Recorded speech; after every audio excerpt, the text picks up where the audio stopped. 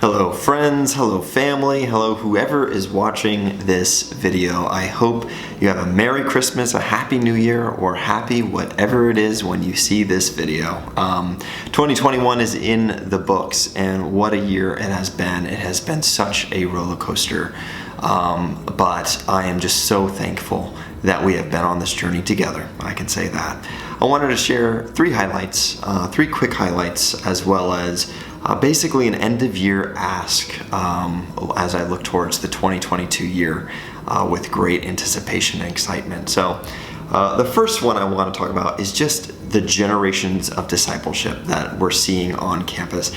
The picture that I'm going to show you right now is a picture of one of our students, Taylor, not even in SLT, but I took this picture because it was just before she was starting one of her discipleship relationships, and on the corner she had and I'll try to highlight this, the bridge illustration. And what I love about this picture and what gets me excited is that this was not something imposed. It was not something that we said, hey, when you meet up, you have to do this, that, and the other.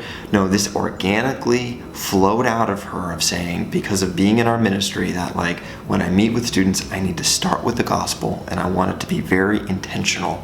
And that's just a glimpse. That's just one person. There's more people that are doing that in our ministry, which just makes me excited about the culture that is being cultivated right now. The second highlight is an interesting one, but broken hearts. It's always weird to talk about personally what the guys are going through that I personally disciple, but there's been enough of them to make it a general statement that a few of them have gone through broken hearts this year, and that broken heart has just been revealing deeper truths and deeper lies that they can fall into. And so I've been able to walk along them with like a psalm like Psalm 139, which says, "Search me, God, and know my heart, that test me and know my anxious thoughts. See if there's any offensive way in me, and lead me in the way everlasting." And just sitting in the scripture, sitting with them, sitting in the Spirit, it's been a powerful experience to see how God has revealed just unhealthy ways and unhealthy lies that have led to ways of controlling and coping through performance and other means. And ultimately, in view of that, being able to show them and reveal to them a God who is enough to provide for their needs. It's what I love about my job, and it's been an amazing thing, because as loneliness increases, to know these people that I get to walk alongside are opening themselves up in receiving the gospel in some deep ways has been beautiful.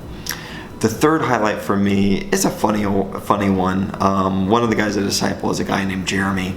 And one of the cultures we've been trying to cultivate is growing for the sake of others, that people would use their gifts, talents, influence for the sake of others, not just for themselves. And Jeremy recruited the men in our ministry, as well as his friends outside of the community, to do no shave, or the Movember, basically, where we all wore mustaches.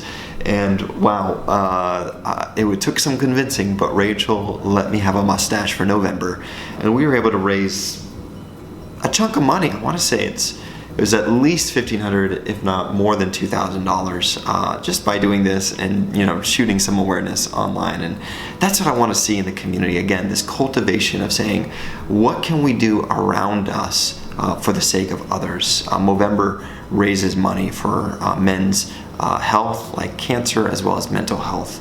And so that was really cool to engage with. And so those were some three highlights that I just wanted to share with you with this past year. Some of the things, I think that God's just getting started. So excited to do that. Moving towards next year, and then also thinking about this end of year. I'm asking for a special end of year ask from everyone and anyone who's excited to partner with us. And I'm asking for $5,000. That's the goal, is to raise $5,000 in a special end of year gift. And let me explain where this money would go to. So honestly, like the first $2,000 would go to combating inflation. Inflation has been very real this past semester. It is not uncommon, or I remember just at the beginning of the year, just meeting with a student, having coffee with them, a latte. If we both ordered lattes and a tip, it would be close to $18 just to sit down and have 2 lattes with a student, to be able to pay for that for the student. $18. If they added a muffin, it was more than $20. And so that's just the reality of living in the city right now with inflation going all over the case.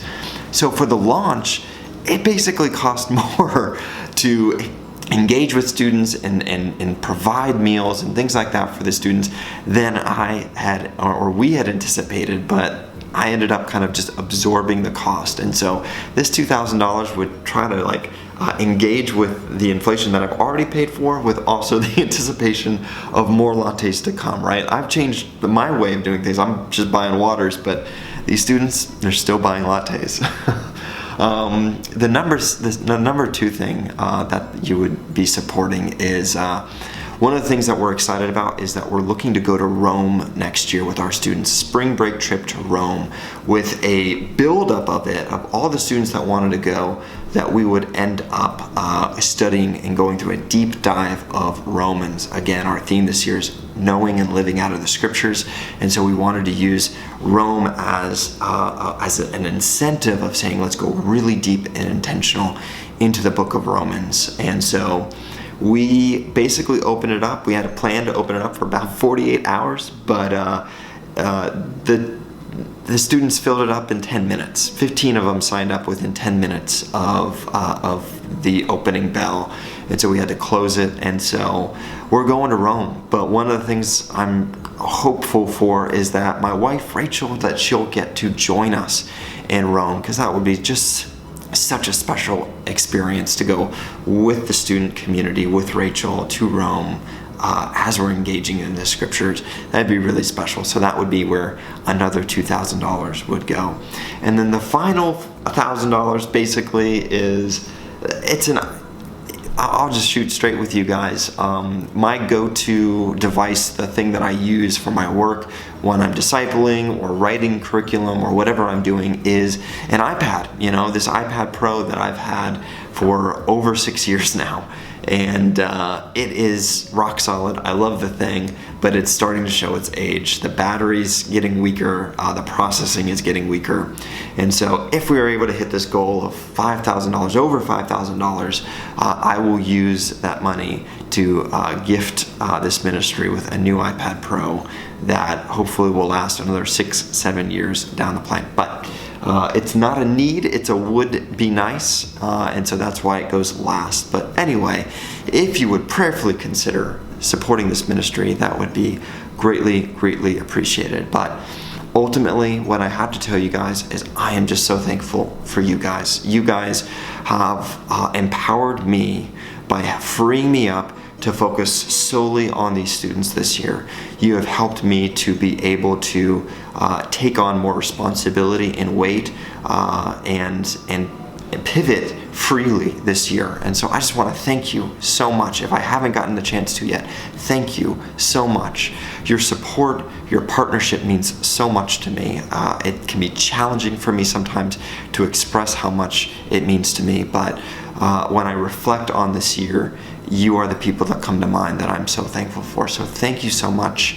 I hope you have a wonderful Christmas, Happy New Year, and yes, please, I am excited when we get to connect soon.